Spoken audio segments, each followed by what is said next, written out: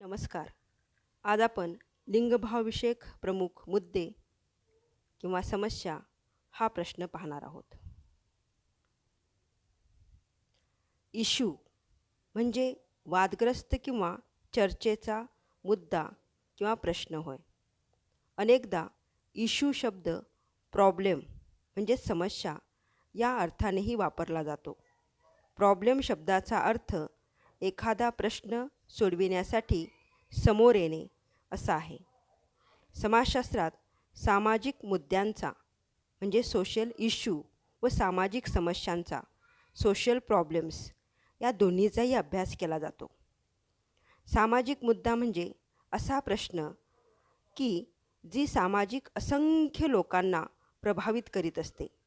सामाजिक मुद्दा हा व्यक्तीच्या नियंत्रणाबाहेर असणाऱ्या घटकांचा परिणाम असतो. तसेच तो व्यक्तिगत किंवा सामाजिक जीवन हे नैतिकदृष्ट्या योग्य की अयोग्य आहे याविषयीच्या आकलनावर आधारलेल्या वादग्रस्त मताचे उगमस्थान असतो.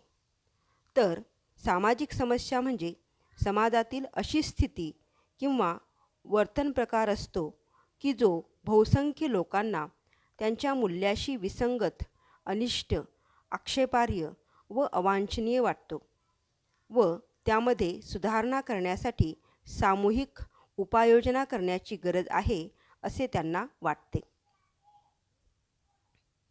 लिंगभावविषयक मुद्दे किंवा प्रश्न. सामाजिक मुद्द्यांचे विविध प्रकार आहेत. लिंगभावविषयक मुद्दे हा त्यापैकीच एक महत्त्वाचा प्रकार आहे. लिंगभावविषयक मुद्दे म्हणजे स्त्री पुरुषातील सामाजिक भेदावर आधारलेले वादाचे किंवा चर्चेचे मुद्दे होय. लिंगभावविषयक मुद्दे हे अनेक आहेत. त्यापैकी काही मुद्द्यांचे विवेचन आपण या ठिकाणी करणार आहोत. वैवाहिक मुद्दे. विवाहाच्या बाबतीत स्त्री पुरुष असमानता मोठ्या प्रमाणावर आढळते. पारंपरिक भारतात मुलीचा विवाह शक्य तितक्या लवकर केला जाई. बालविवाहात गर्भवती राहिलेल्या अनेक बालमाता प्रसूतीच्या वेळी मरण पावत. स्त्री विधवा झाल्यास तिला सती जाण्यास किंवा पुनर्विवाह न करण्यास वैधव्यात अत्यंत कष्टदायक जीवन जगण्यास भाग पाडले जाई. विवाहाचे वय निश्चित करताना कायद्यानेही स्त्री पुरुषात भेद केलेला आहे. मुलीने वयाची 18 वर्ष तर मुलाने वयाची 21 वर्ष पूर्ण केल्यावरच विवाह करण्याचे बंधन कायद्याने घातलेले आहे. आज विधवा विवाहास कायद्याने मान्यता दिलेली आहे, पण विधवा विवाहाचे प्रमाण अत्यंत कमी आहे. याउलट विधुराचा विवाह सहजपणे होताना दिसतो. पूर्वी विवाहाचा जोडीदार निवडण्याचे स्वातंत्र्य पुरुषांना होते, मात्र स्त्रियांना ते नव्हते. आज हे स्वातंत्र्य स्त्रीलाही दिले असले तरी ते स्वातंत्र्य तिला व्यवहारात पुरुषाप्रमाणे उपभोगता येत नाही. हुंडाबंदीचा कायदा असूनही विवाहासाठी मग मुलगी उच्च शिक्षित व नोकरी करणारी असली तरी हुंडा द्यावाच लागतो. विवाह जुळविताना वधू ही वरापेक्षा कोणत्याच बाबतीत वरचढ असू नये अशी अपेक्षा केली जाते. परंपरेने पुरुषास विवाह विच्छेदनाचा अधिकार होता, पण स्त्रीला हा अधिकार नव्हता.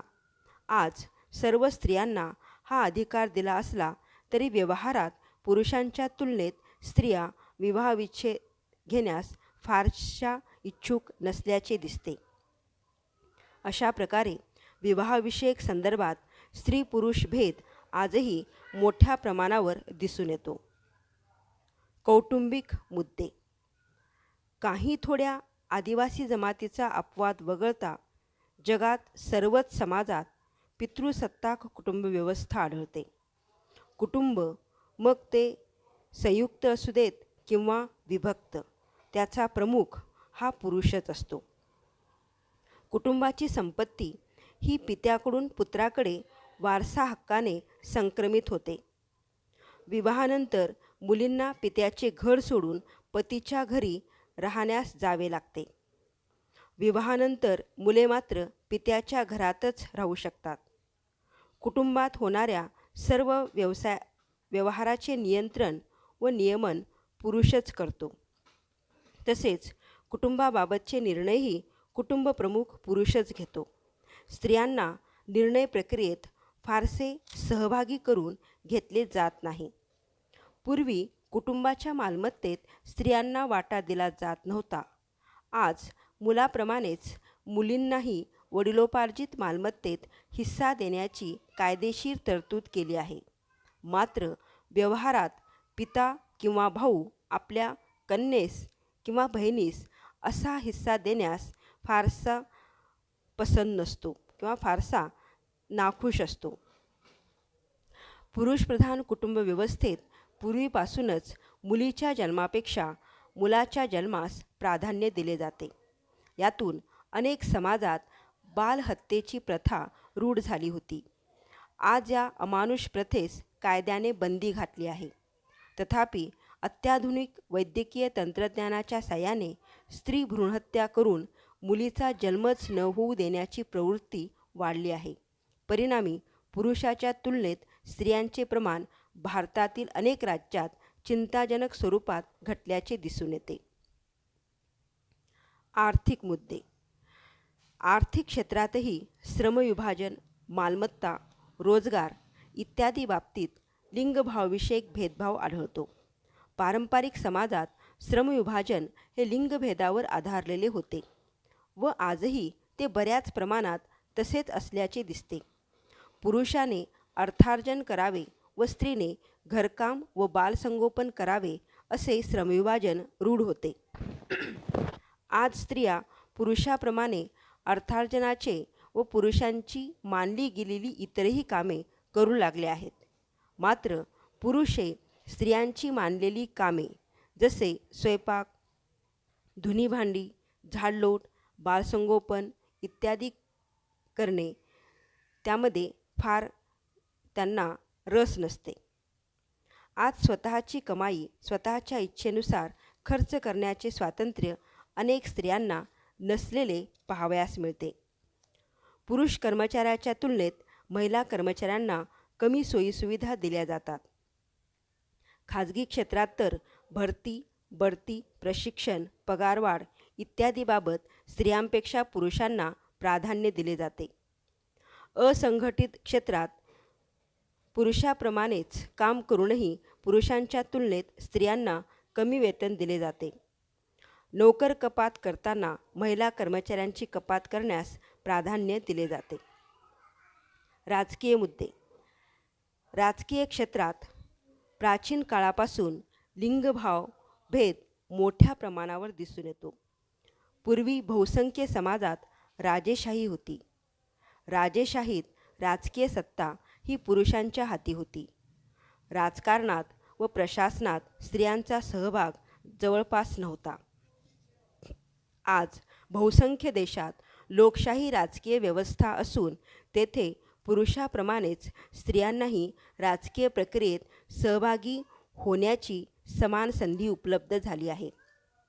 पण लोकशाहीत देखील पुरुषांच्या तुलनेत स्त्रियांचा राजकीय सहभाग कमी असल्याचे आढळते. अनेक देशात स्त्रियांना शासनप्रमुख होण्याची संधी मिळालेली नाही. स्त्रियांना कायदेमंडळात 33% राखीव देण्याचे विधेयक भारतात आजपर्यंत मंजूर होऊ शकलेले नाही हे आपल्या सर्वांना माहीतच आहे. शैक्षणिक मुद्दे. बहुसंख्य देशात विशेषतः विकसनशील व विकसित देशात शैक्षणिक क्षेत्रातही लिंगभावविषयक भेदभाव दिसून येतो. पुरुषाच्या तुलनेत स्त्रियांमध्ये शिक्षण घेण्याचे विशेषतः उच्च शिक्षण घेण्याचे प्रमाण बरेच कमी असल्याचे दिसून येते.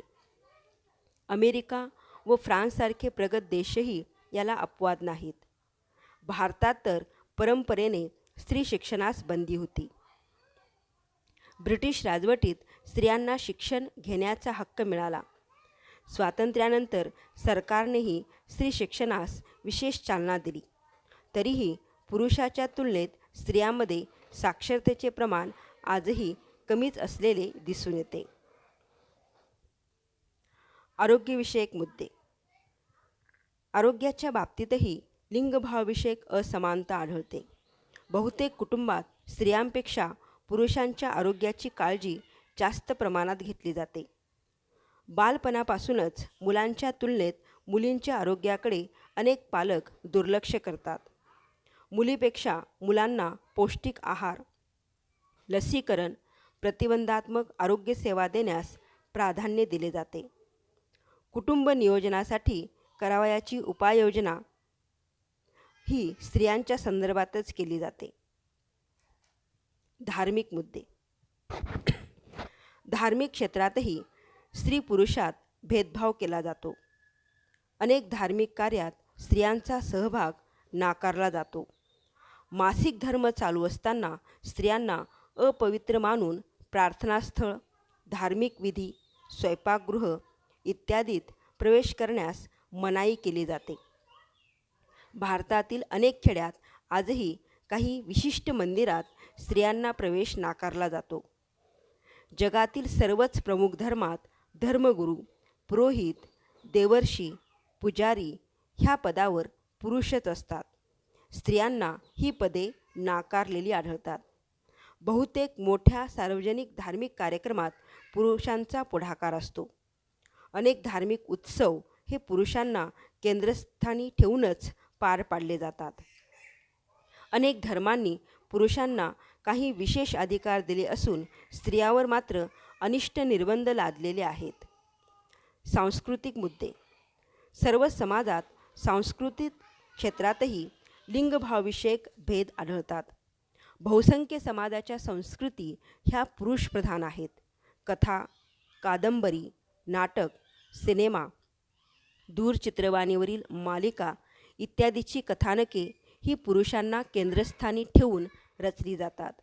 बहुसंख्य नाटक, सिनेमात पुरुष कलाकारांची भूमिका प्रधान तर स्त्री कलाकारांची भूमिका दुय्यम असते.